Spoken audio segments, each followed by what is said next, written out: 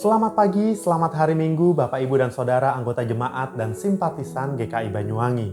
Kita berjumpa lagi dalam program Santapan Rohani GKI Banyuwangi pada hari ini, hari Minggu, tanggal 6 September 2020. Firman Tuhan yang akan kita gumulkan bersama-sama pada pagi hari ini mengambil tema saudara yang menjaga dengan kasih. Firman ini didasarkan pada Matius pasal 18 ayat 15 sampai dengan 20. Bapak, Ibu, dan Saudara, sebelum kita bersama-sama mendengarkan firman Tuhan, mari kita mengambil waktu untuk berdoa.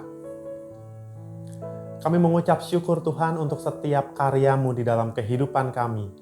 Ajar kami Tuhan untuk selalu bertumbuh di dalam iman kepadamu. Meskipun saat ini kami bersama-sama beribadah secara online dari ke tempat kami masing-masing, tapi kami yakin Engkau berkarya di dalam kehidupan kami. Ajar kami dan tuntun kami untuk mengerti kebenaran firman-Mu. Di dalam nama Tuhan Yesus Kristus, kami menyerahkan waktu kami. Amin. Mari Bapak, Ibu, dan Saudara kita membuka bagian Alkitab kita dari Matius pasal 18 ayat 15 sampai dengan 20. Apabila saudaramu berbuat dosa, tegurlah dia di bawah 4 mata. Jika ia mendengarkan nasihatmu, engkau telah mendapatkannya kembali. Jika ia tidak mendengarkan engkau, bawalah seorang atau 2 orang lagi, supaya atas keterangan 2 atau 3 orang saksi, perkara itu tidak disangsikan. Jika ia tidak mau mendengarkan mereka, sampaikanlah soalnya kepada jemaat. Dan jika ia tidak mau juga mendengarkan jemaat, pandanglah dia sebagai seorang yang tidak mengenal Allah atau seorang pemungut cukai. Aku berkata kepadamu, sesungguhnya apa yang kamu ikat di dunia ini akan terikat di sorga, dan apa yang kamu lepaskan di dunia ini akan terlepas di sorga. Dan lagi aku berkata kepadamu, jika 2 orang daripadamu di dunia ini sepakat meminta apapun juga, permintaan mereka itu akan dikabulkan oleh Bapa-Ku yang di sorga. Sebab di mana 2 atau 3 orang berkumpul dalam nama-Ku, di situ Aku berada di tengah-tengah mereka. Demikianlah Injil Tuhan Yesus Kristus. Yang berbahagia adalah setiap kita yang mendengarkan firman Tuhan lalu memeliharanya di dalam kehidupan kita. Haleluya. Bapak, Ibu, dan Saudara, ketika pada hari Minggu ini GKI Banyuwangi memutuskan untuk mengalihkan ibadah kita kembali pada ibadah online yang dilakukan di rumah kita masing-masing. Hal itu bukanlah sebuah kebetulan, tetapi saya mengajak kita semua untuk menghayati bahwa ada rencana Allah yang Allah mau nyatakan di dalam kehidupan beriman kita sebagai umat Tuhan. Oleh sebab itu, kalau kita perhatikan tema kita pada pagi hari ini adalah saudara yang menjaga dengan kasih.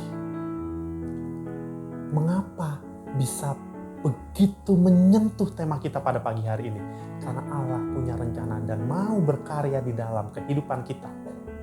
Bukankah ketika Bapak Ibu mendengar berita bahwa jumlah orang yang terkonfirmasi positif COVID-19 di Banyuwangi ini bertambah dengan pesat, setiap kita tentu menyadari bahwa mungkin ibadah kita yang sudah dilakukan di gedung gereja akan dialihkan kembali di rumah kita masing-masing secara online.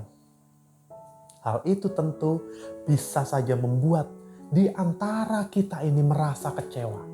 Kenapa Tuhan? Saya sudah semangat kembali beribadah lagi di gereja, tapi baru sebentar saya harus melanjutkan ibadah secara online. Atau mungkin di antara kita ada yang merasa begitu khawatir. Kenapa Tuhan penambahan jumlah orang yang terkonfirmasi positif di Kabupaten Banyuwangi ini begitu cepat meningkat? Usaha saya bagaimana? Pekerjaan saya bagaimana kalau sampai sesuatu terjadi? Disitulah, di titik itulah Bapak, Ibu, dan Saudara, kita diajak untuk saling menjaga dengan kasih. Saling menguatkan dengan kasih. Meskipun kalau kita membaca pada teks kita, dalam teks Injil Matius ini, konteks yang terjadi di sana adalah dalam kehidupan jemaat. Kalau ada di antara jemaat yang melakukan kesalahan, dosa di hadapan Allah, apa yang harus kita lakukan? Tuhan Yesus mengatakan, kalau ada saudaramu yang berbuat dosa, berbuat salah, maka kamu harus menegur dia 4 mata.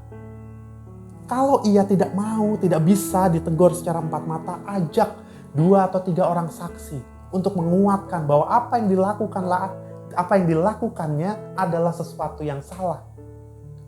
Kalau orang yang bersalah ini tetap tidak mau kembali kepada jalan yang benar, sampaikanlah persoalan itu kepada jemaat. Tapi kalau masih tidak mau mendengar juga, maka kita diajak untuk tetap mengasihi dia, menantikan dia kembali.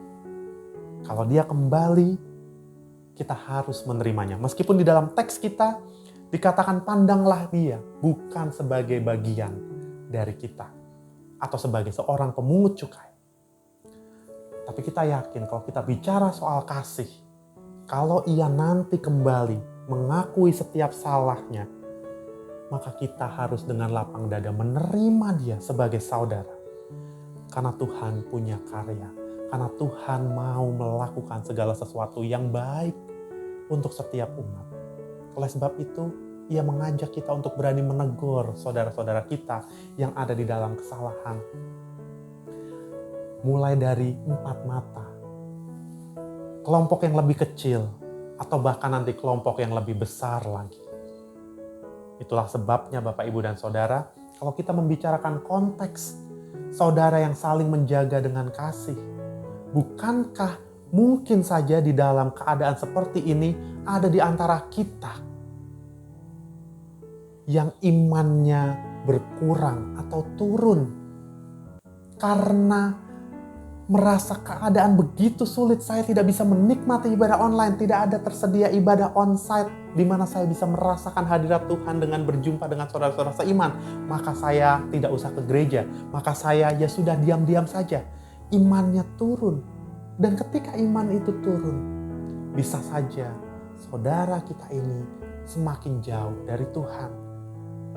Itulah sebabnya kita diajak untuk saling menjaga, saling mengingatkan. Kalau ada saudara kita yang mulai lelah beribadah secara online, mari kita ingatkan. Nikmati saja dulu saat ini. Mari kita menikmati ibadah online ini seperti kita melakukan ibadah di gedung gereja.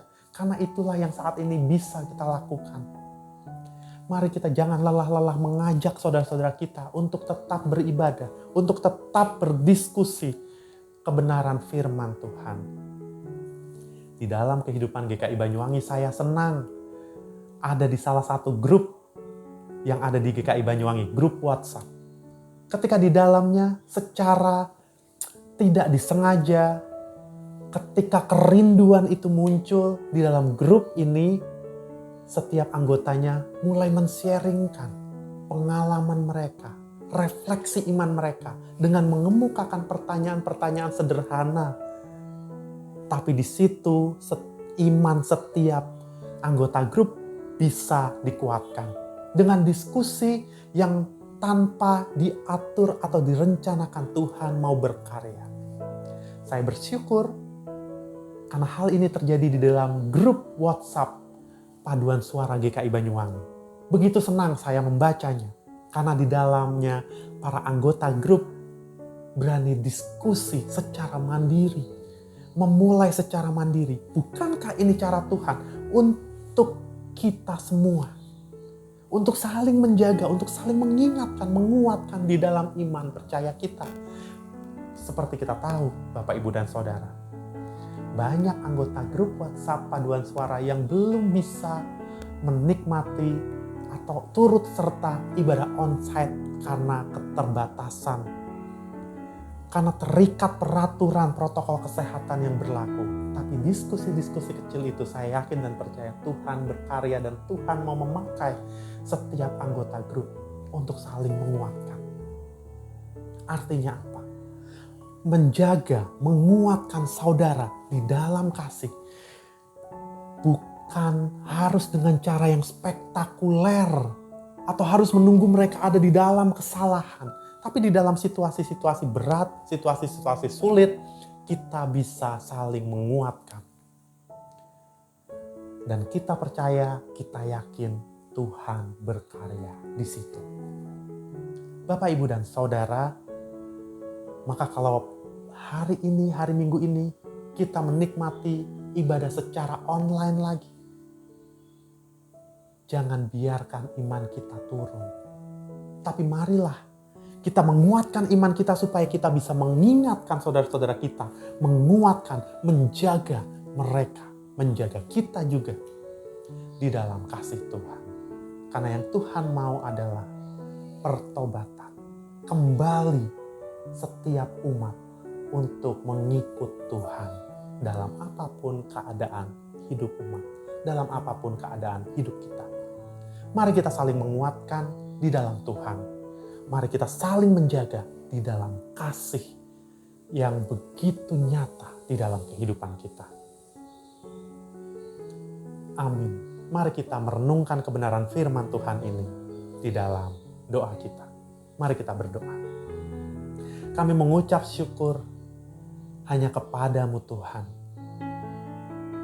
Karena Engkau mengingatkan kami bahwa kami harus saling menguatkan antara satu dengan yang lain. Pimpin kehidupan kami di masa yang sulit ini Tuhan. Karena hanya kepadamu lah kami mau menggantungkan diri kami. Kami mau percaya hanya kepadamu. Tuhan yang mempunyai kehidupan kami. Ajar kami Tuhan untuk terus mau menggantungkan hidup kami di dalam. Di dalam nama Tuhan Yesus Kristus kami berdoa. Amin. Demikianlah Bapak, Ibu, dan Saudara, santapan rohani pada pagi hari ini. Semoga setiap kita merasakan berkat dan sentuhan kasih Tuhan. Selamat melanjutkan aktivitas, Tuhan Yesus memberkati.